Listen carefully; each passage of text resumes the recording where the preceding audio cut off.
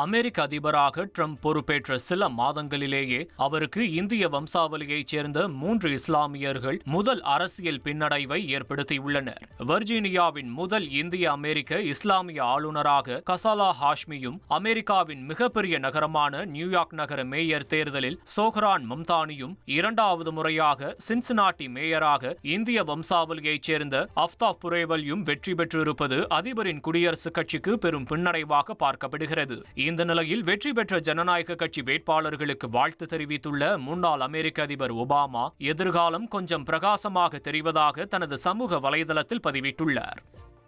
மத்திய அரசின் தேசிய கல்விக் கொள்கைக்கு மாற்றாக மாநில அளவில் கல்விக் கொள்கை பிரத்யேகமாக வெளியிடப்பட உள்ளது. இதற்கான அரசாணையை முதன்மை செயலாளர் சந்திரமோகன் வெளியிட்டுள்ளார். அமைச்சர் அன்பில் மகேஷ் தலைமையில் 16 பேர் அடங்கிய குழு ஒன்று அமைக்கப்பட்டுள்ளது.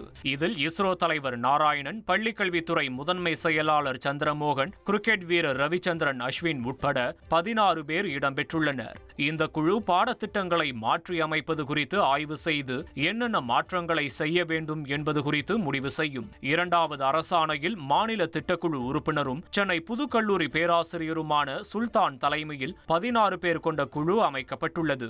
அமைச்சர் தலைமையிலான குழு கொடுக்கும் பரிந்துரைகள் அடிப்படையில் வரைவு பாடத்திட்டத்தை உருவாக்கக்கூடிய பணியை இந்த குழு மேற்கொள்ளும். முதல் கட்டமாக 1 முதல் 8ஆம் வகுப்பு வரையிலான பாடத்திட்டங்கள் மாற்றியமைக்கப்பட இருப்பதாக தகவல்கள் வெளியாகியுள்ளன.